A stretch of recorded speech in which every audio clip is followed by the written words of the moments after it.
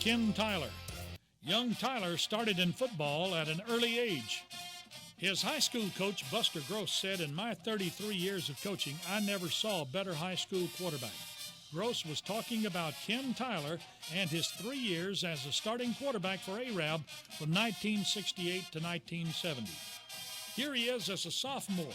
In Tyler's 28 starts as a quarterback for the Knights, Arab's record was 27-1. Tyler ran and passed for a varsity career total of 42 touchdowns. Here is Ken from his junior year.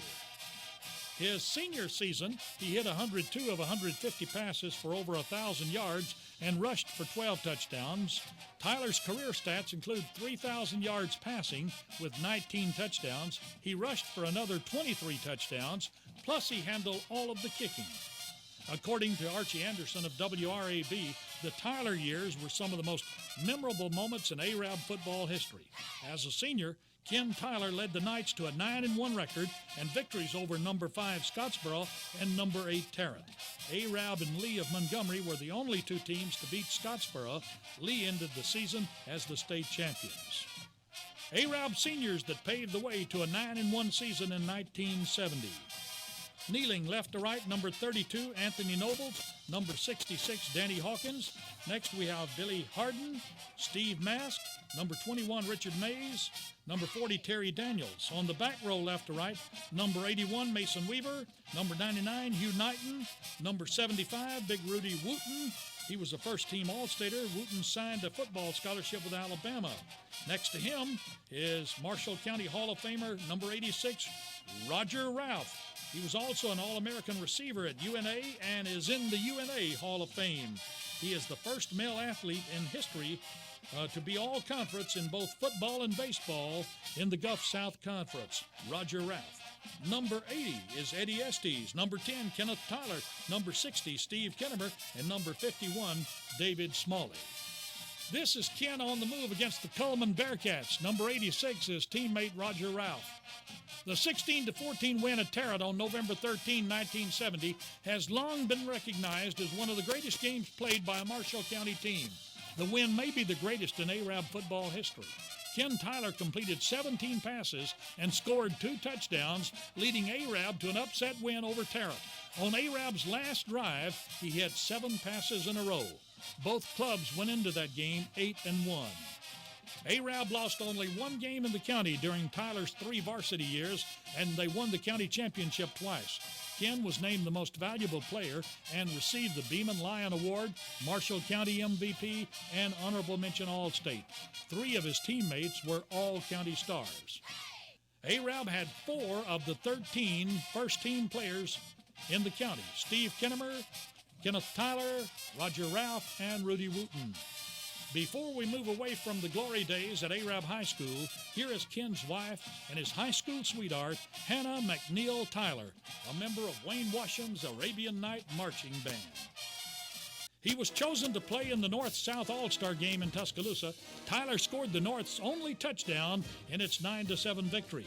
The North All-Stars trailed 7-0 from the first quarter into the fourth quarter before scoring any points. Ken Tyler scored the only North touchdown after 3 straight plunges had failed from 3 yards out. With the ball 10 inches out, with 3:40 left in the game, Rudy Wooten pleaded with Coach Buddy Hearn, who was the head coach of the North squad. "Let me in, Coach." Rudy had been used primarily on defense. He went in at guard, and his old teammate Ken Tyler went straight over him for the touchdown. Fife's Danny Ridgway failed on the 2-point conversion attempt, a pass broken up by the South linebacker Mike Dubose. The North trailed 7-6, but a few moments later, Arab's Ken Tyler took a perfect snap from center, placed the ball perfectly, and Ridgway kicked the winning points on a 33-yard field goal with 2 seconds remaining to lift the North Alabama All-Stars to a 9-7 victory. Here they are, the North Alabama All-Stars. The first player on the left kneeling is number 10, Ken Tyler. The coach standing back of him is Ronnie Haushalter of Fife. The head coach of the North, standing third row on the far right, is Buddy Hearn of Tarrant. And among the players playing in that game on the North, Duffy Bowles, Randy Billingsley, Bruce Evans, and Ken Burks. For the South, some of the All-Stars included Sylvester Kroom, Lee Gross, Mike Washington, Rick Neal, and Mike Fuller. Tyler signs on with Memphis State. On the left is Coach Carter of the Memphis State Tigers, standing Ken's father and mother, Mr. and Mrs. Burford Tyler. As a freshman at Memphis, he set a single-game passing record by completing 28 of 48 passes for 312 yards in a Frosh game with Chattanooga. The same season, he threw 2 touchdown passes to lead Memphis over Southern Mississippi. As a sophomore, he suffered a shoulder injury that ended his football career. Ken Tyler, the longtime minister of the Arab Church of Christ, was perhaps the best quarterback to ever play for the Arabian Nights. On the front row, left to right, Ken, his wife Hannah, granddaughter Mackenzie, grandson Kent, and on the back row, left to right, his son Todd, Todd's wife Leanne, the daughter Katie, daughter-in-law Leanne standing next to her husband, Wes Tyler. Ladies and gentlemen, our inductee, Ken Tyler. I've got to say something about Ken, or it wouldn't be me. He means so much to me and my family. 26 years ago, this past May, Ken married myself and my wife. It's so funny. I was raised Methodist. My wife was Baptist. We got married by a Church of Christ preacher. But at that time, she said, who do you want to marry us? And I said, I know of one man who is a preacher 24 hours a day, 7 days a week, and that's Ken Tyler.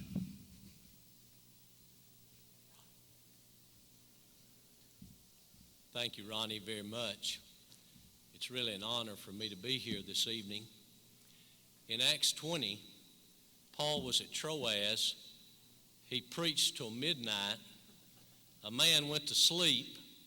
He fell out the window. He died. Paul had to raise him from the dead. Please don't do that tonight.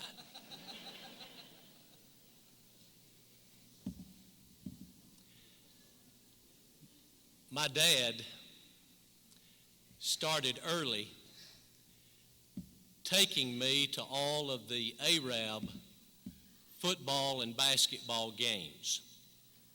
I was about 5 or 6 years old, and we had gone to see Arab and Gunnersville play. We got back into the car, and I asked Dad, what color did Arab wear? He said, blue and white. I said, oh no, I done padded for the wrong team. Tonight, we can all pat for one another. And it's truly a great blessing for me to be with all of you this evening. First of all, I want to thank Ronnie Shoemate and the selection committee for bestowing this honor upon me.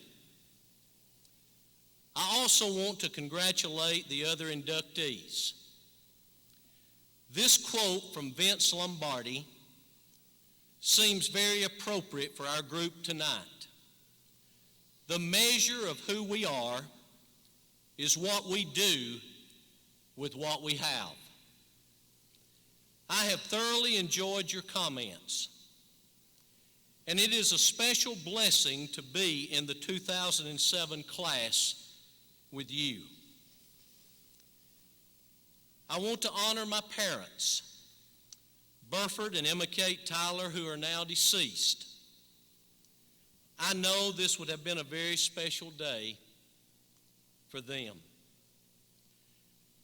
I want to recognize my family, my lovely wife Hannah, our daughter Katie, our son Todd with his wife Leanne and granddaughter Mackenzie, our son Wes with his wife Leanne, that's right, 2 Leannes, and grandson Kent. I might mention that Kent was named after me. I also want to recognize 2 of my coaches, Buster Gross and Bill Morgan, the best head coach and defensive coach I have ever known. 2 of my special fans and supporters are here tonight, Mary Lou Sutton and Troy Couch. They never missed a game. I also want to thank all of my friends from Arab that have come to support me. Among those are a large number from the Arab Church of Christ. And I want to tell you something. When you've been preaching at a place for 30 years and they will still come and hear you speak, that's something. Obviously, they are very special to me.